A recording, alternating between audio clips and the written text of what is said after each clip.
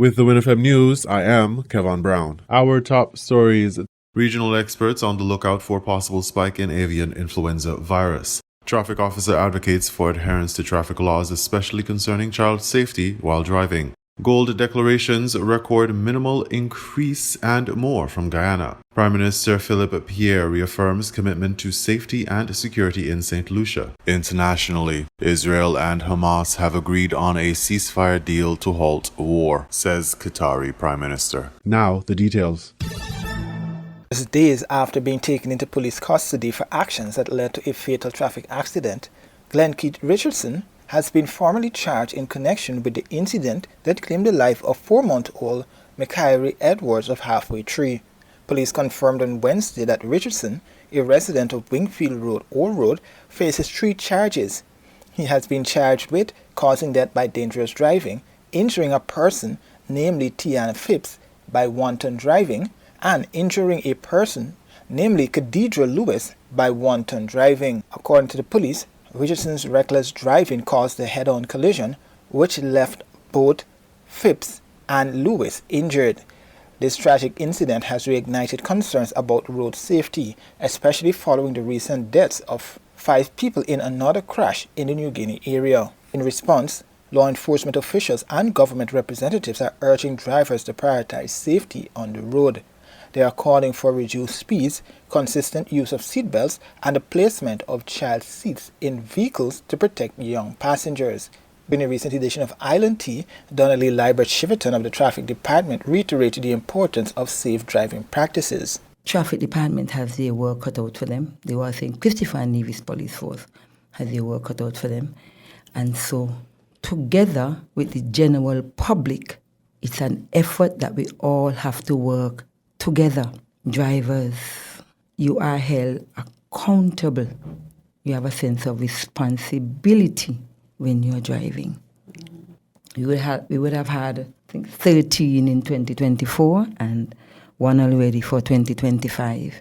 And even though we would have lost those in 2024, the most recent one that we had, not that all of them are not touching, but when we speak to the most recent one we had with that baby, that just brings it to a sense of awe. The Committee of CARICOM Chief Veterinary Offices, CCCVO, has issued a crucial advisory urging the Caribbean community, CARICOM member states, to heighten their defenses against the highly pathogenic avian influenza virus, HPAIV, commonly known as bird flu. Experts in the U.S. have spoken about the staggering number of infections compared to previous years and the stark possibility of the virus becoming an epidemic. As of the end of 2024, we have 66 cases identified in humans, over 900 herds of dairy cows, and millions of birds affected by H5N1 avian influenza. We're seeing a lot of transmission occurring in animal populations that gives a breeding ground for the virus to change and potentially become more infectious. What we haven't seen yet is any kind of sustained human-to-human transmission. You know, what it comes down to is the reason it's all hands on deck and people are concerned is eventually it could cause human-to-human transmission and become a serious epidemic in the United States or potentially a pandemic. What's important to recognize is that this is an outbreak that's been going on since 2022 in the United States, but up until 2024, this primarily had affected poultry productions. But now that we have the outbreak in dairy cows, there's a new genotype or strain that has been circulating related to those cows, and that's where a lot of our cases, but not all of them, have come from. There's going to be more routine testing of dairy farms and of milk supplies, and that's extremely important, and that's welcome news. I think one of the problems that we have, especially as we move into influenza season,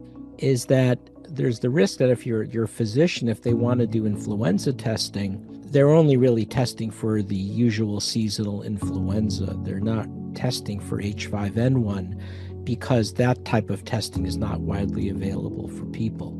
First and foremost, I would say, let's make sure that we're using the health interventions that we know have a track record. First and foremost, Pasteurization, I think, is really important. Secondly, influenza vaccination, I think, is still important. If an individual, let's say a dairy farm worker, gets infected with H5N1, that same individual also around the same time gets seasonal influenza, so that individual has two different viruses in their system. And then those viruses could reassort to produce a hybrid virus that could then transmit more easily from person to person. It's really important that we convince all Americans to get their seasonal flu vaccine so that reassortment possibility becomes less likely. There's a lot of vaccine development going on, and so we're anticipating that there are going to be trials of H5N1 vaccines starting in the new year. And so we should have data fairly soon about whether or not those vaccines are able to elicit the kind of response that we think would be protective. We are in a much better position at the end of 2024 than we were at the end of 2019, when we had the reports of the first cases coming out that eventually turned into the COVID pandemic.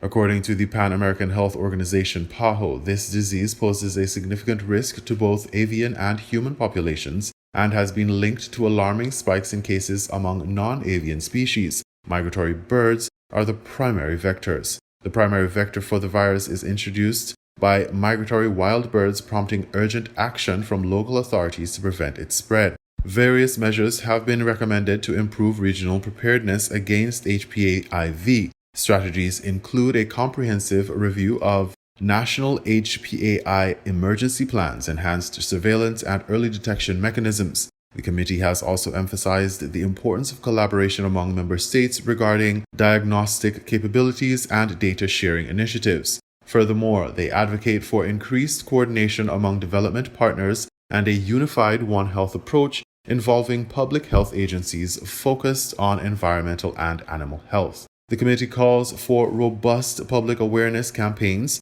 that align with the World Health Organization animal health guidelines to combat the potential risk of HPAIV effectively. The dual threat of avian influenza, which can cause severe health issues ranging from respiratory infections to pneumonia and even death in humans, necessitates vigilant public health strategies. As the region prepares to bolster its defenses, the emphasis on communication and coordination among the Caribbean nations remains paramount.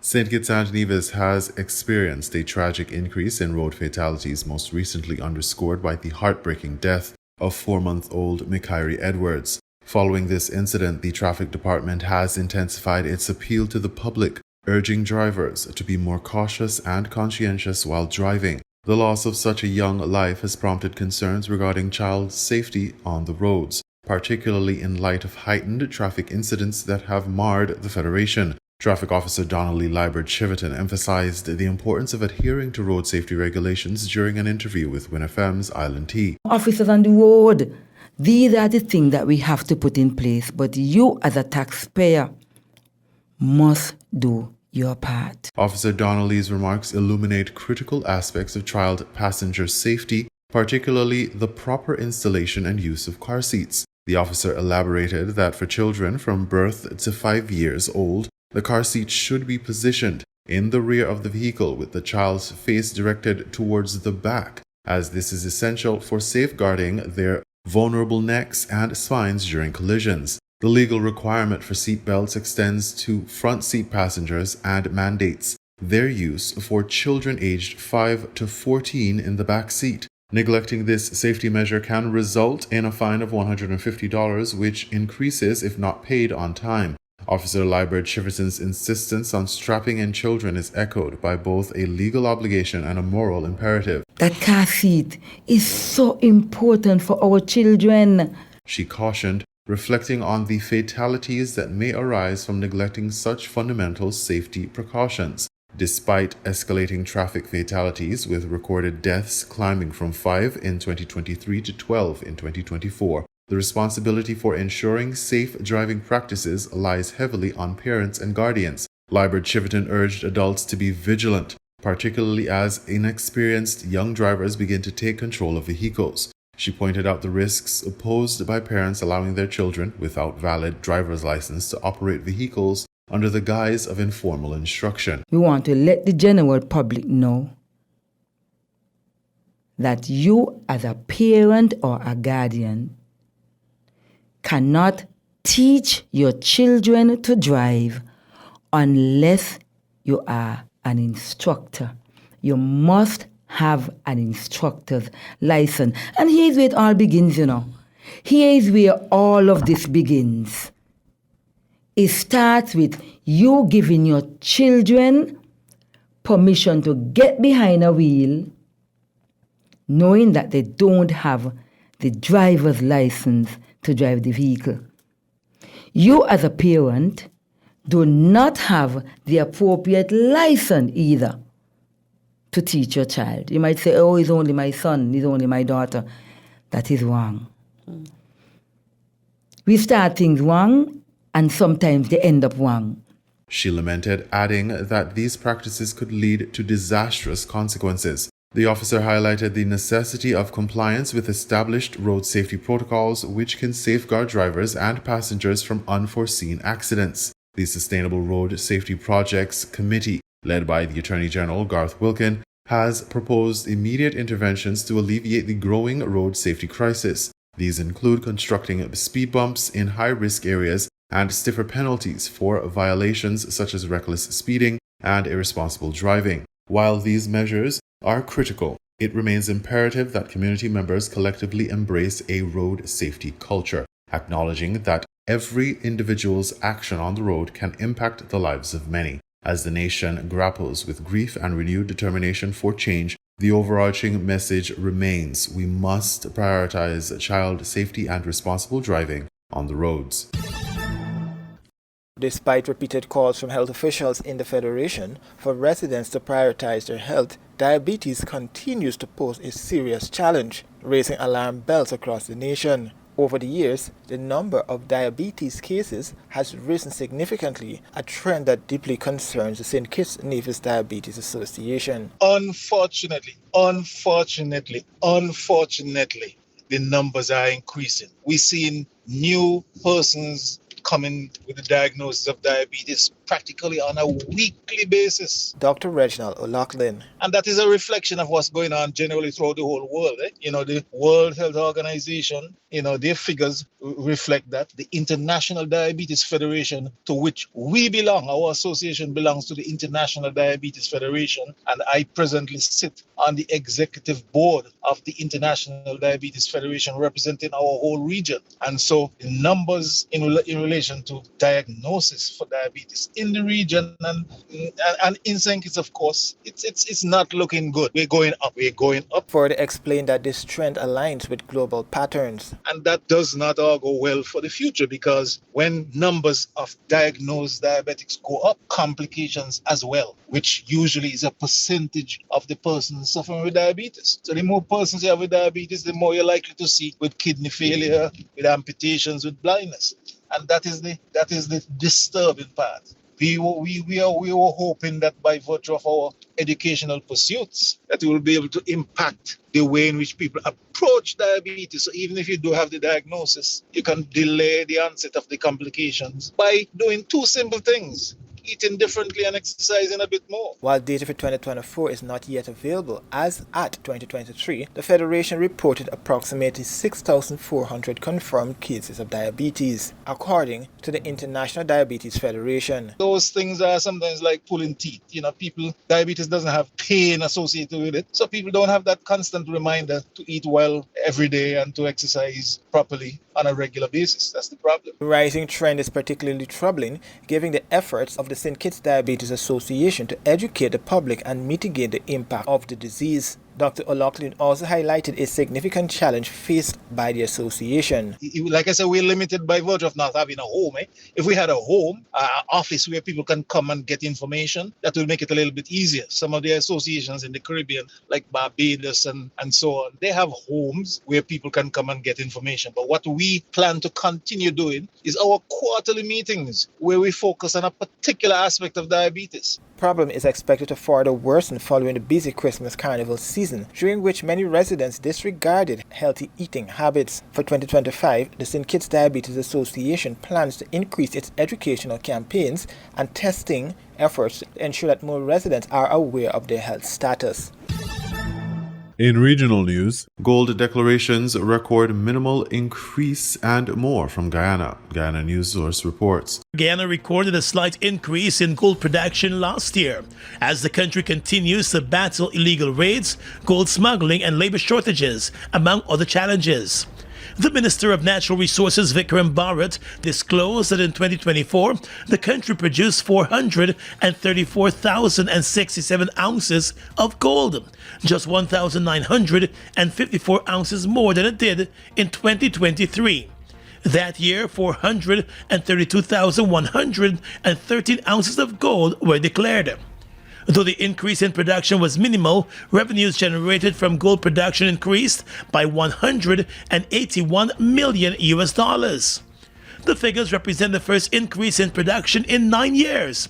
And while Minister Barrett told reporters that the prospects for gold mining in Guyana looks good for this year, the challenges are many. Among those challenges is that of smuggling. And according to the minister, a broad-based unit comprising of a number of agencies, including the Guyana Geology and Mines Commission and the Ministry of Natural Resources, has been established to tackle the issue. The operation is ongoing, and it involves a number of agencies, including the Ministry of Natural Resources.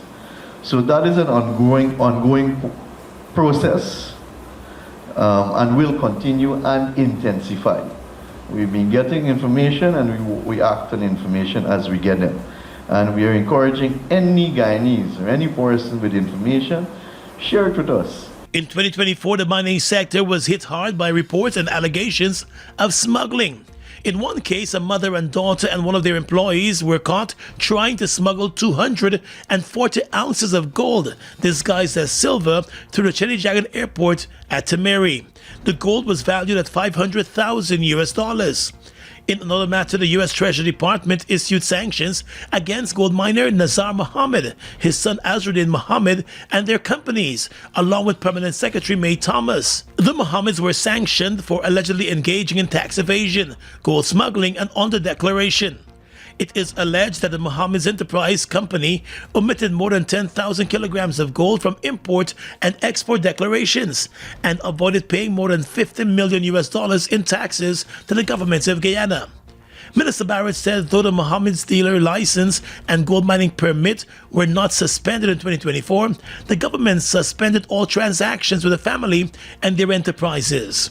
He said as the government awaits information from the U.S. authorities on the allegations leveled against the Mohammeds, the unit continues to pursue other cases involving smuggling and under-declaration based on intelligence gathered. Meanwhile, in the various mining districts, the Guyana Geology and Mines Commission continues to grapple with illegal raids. According to the commissioner of the GGMC, Noel Dennison, hundreds of illegal raids took place last year. Within the week of the last 2 or 3 weeks of December, we've had maybe about half a dozen interventions in one location alone, where we go. A week after you go back. A week after you go back again.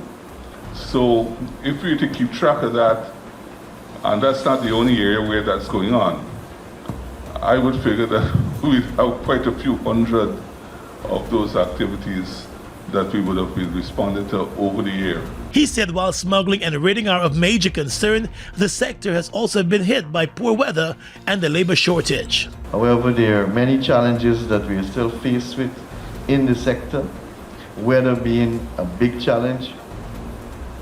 And over the last 3 years, we have moved from flooding in 2021 to drought in 2023. And as you know, gold mining is affected seriously by the weather. Labor also continues to be an issue, as being decried by many miners. That labor is an issue, and you know that across all sectors, because of the amount of investments and economic opportunities available across all sectors in the country.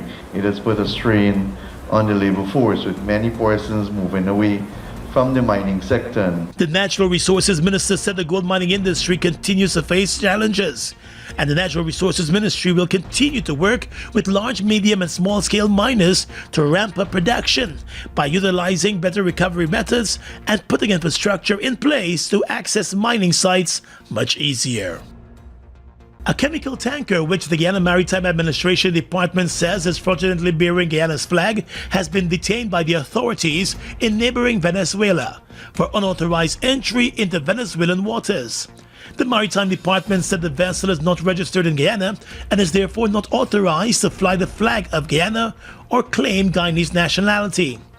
The Maritime Department also said it operates a closed ships registry and does not offer a flag of convenience. It recalled sanctions being laid against a number of vessels recently, and those vessels were found to be fraudulently flying Guyana's flag and carrying fake registration documents. According to MARA, the issue of fraudulently registered vessels and the operation of a global shadow fleet remains on the radar of the global maritime community. The International Maritime Organization is expected to develop measures to prevent the unlawful practice. Prime Minister Philip Pierre reaffirms commitment to safety and security in St. Lucia. DBS St. Lucia has that story. Fellow St. Lucians, Prime Minister and Minister for National Security, Honorable Philip J. Pierre, in his New Year's address to the nation on January 12th, assured the St. Lucian public of the government's continuing commitment to supporting the Royal St. Lucia Police Force and local non-governmental organizations to make St. Lucian communities safer and redirect wayward youth towards a more productive and peace-loving path. in the last 3 years, the Royal St. Lucia Police Force has been consistently provided with human, physical, legislative, and operational resources to improve its capacity to deter, detect, and prosecute criminal activity.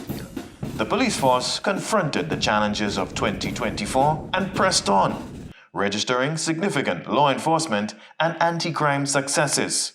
Prime Minister Pierre ensured that crucial government support was always on hand. In recent years, the National Security Minister rallied government legislators to strengthen critical crime-fighting laws in Parliament and facilitated the delivery of operational and tactical resources to the police force, which are crucial to the continuing efforts to fend off wrongdoers in our society. In 2024, the government continued to furnish the Royal St. Lucia Police Force with a range of vehicles and other equipment. Additionally, 79 new police recruits graduated in November 2024, bolstering the human resource capacity of the Royal St. Lucia Police Force. By December 2025, 160 new recruits will be added to the ranks of this Royal St. Lucia Police Force. The police force, led by Acting Police Commissioner WINN, is poised to extend its momentum in 2025. Various strategic national security infrastructure projects initiated by the Prime Minister, such as the Custody Suites project, the construction of the new Northern Divisional Police Headquarters, a newly renovated drug squad base, and V4 Divisional Police Headquarters are expected to become fully operational this year. We have been providing the police with the tools necessary to make it an efficient crime-fighting machine and will continue to do so in the year ahead. The Royal St. Lucia Police Force can depend on the government for the vital resources and funding it needs to build capacity and strengthen national security to keep our communities safe for St. Lucians, visitors, and its inhabitants. We now bring you these international reports. Viewers to a press conference that's being held in Doha by Qatar's Foreign Minister and Prime Minister. It is with pleasure that the state of Qatar, Egypt, and the United States announce the success of the joint mediation as the parties to conflict in Gaza Strip has reached a deal on the swap of prisoners and captives in order to establish a ceasefire, a permanent ceasefire. In addition to the delivery of intense relief aid into our brothers in Gaza Strip. Here, at the outset, I would like to extend appreciation to our partners in Egypt, the United States, namely the U.S.-elect's envoy, Mr. Steve Witkoff, and the Middle East and Northeast coordinator, in Mr. Brett McGurk, for their extensive effort that have yielded in a breakthrough in these negotiations reaching up to this deal. And all the thanks to the work team in Egypt, His Excellency Minister Hassan Rashad, who contributed and worked closely in partnership with their Qatari counterparts in order to reach this deal. As both the parties to conflict and both the parties to negotiation have reached an agreement, all the implementation measures have been ironed out tonight, and after this, the internal measures will be taken within the Israeli government, following which the deal will come into effect on Sunday, January 19th. The 0 hour will be announced at a later stage. As to the details of the deal, the first phase, which extends over 42 days, will see a ceasefire and the withdrawal of the Israeli forces away from the populated area to a station on the borderline or around Gaza Strip, and the prisoners and captives will be swapped. Also, the bodies and remnants of the deceased will be swapped, and the displaced will allow return, and also the exit of the wounded and the patients. Humanitarian aid will be intensely delivered at a large scale all across Gaza Strip. The hospitals and health centers, bakeries, civil defense centers will be rehabilitated. Also, all the facilities required for the displaced to return home, namely those who have the first phase, Hamas will release 33 Israeli captives, including women and soldiers and old-aged, also in return for certain number of Palestinian detainees behind Israeli bars. The details of the second and third phase will be agreed upon as the first phase comes into implementation. The State of Qatar reiterates that both the parties should commit totally and completely to the implementation of all the three phases in order to steer away from further bloodshed, to steer the region from further exacerbation, and in order to reach a lasting peace. The State of Qatar will continue to work jointly with Egypt and the United States in order to ensure and guarantee the implementation of this deal by both the parties, and they honor their obligations throughout all the phases. We look forward that all regional and global efforts be dovetailed in order to continue to deliver the deliver the relief aid and allow the displaced civilians in Gaza to return home. Qatar will spare no effort supporting the ravaged families and do all what is necessary to alleviate the plight of the Palestinian people. Since October 8th, we have not spared as we continue to follow up and closely monitor, namely under the leadership of His Royal Highness the Emir of Qatar, in order and work day and night in order to reach this moment. As we succeeded in a permanent truce in November last, where a number of Israeli captives and Palestinian detainees were swapped, we continue to work closely, hoping to reach an end to the bloodshed, bring the war to an end, restore hope into the region, and bring peace, stability, and security to the region, and better future to the coming generations. Meetings continued with both the parties to conflict, and today we have reached this momentous moment. It is yet the beginning, and the responsibility is placed on both the shoulders, supported by the international community, in order to reach the safe shore. This where all our efforts will be centered in the coming phase. I would like to extend thanks and appreciation to all our regional and global partners who have extended all support in these efforts from day one until this momentous point where we reach the deal. In conclusion, I would like to mention to our brothers in Gaza Strip that the State of Qatar will continue to provide all necessary support to the Palestinian people. This is under the prudent directives handed down by His Royal Highness the Emir of Qatar, closely monitored, followed up with, and overseen by the Qatari officials. By the grace of God Almighty, we have reached this point, and we hope that this will be the end of a dark chapter of war.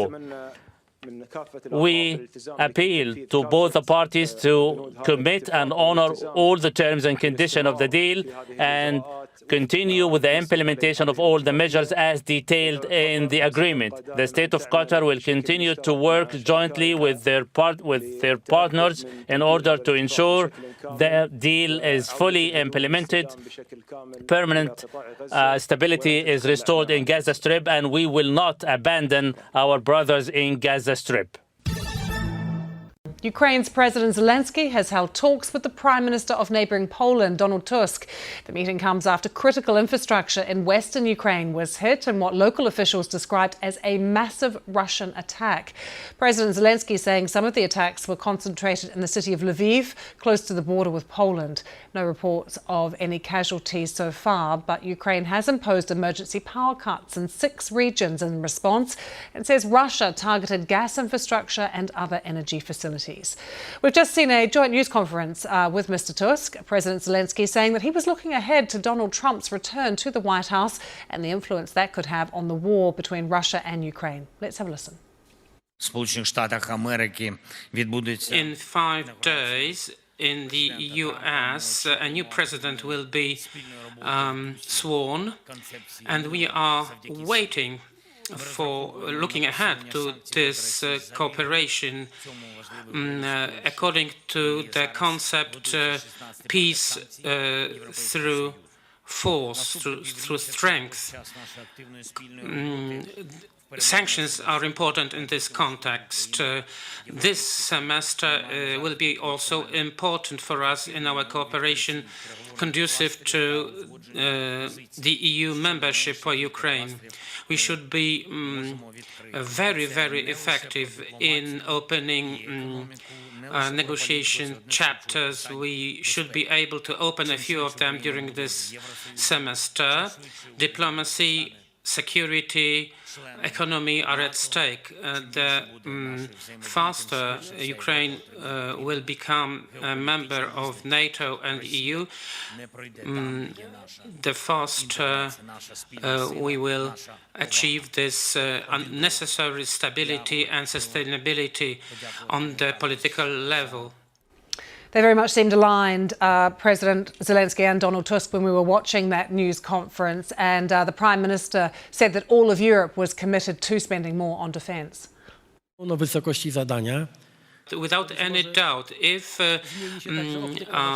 European countries and NATO countries stand up to the challenge, we have all the assets on our hand that and will ensure that America will still perceive us as a reliable ally. Nobody will fix the issue of our security for us. We should be here. We should be like-minded with President Trump. For many years ago, I had many talks with the President Trump, and everything pointed to that fact, and America will cooperate for many years with us.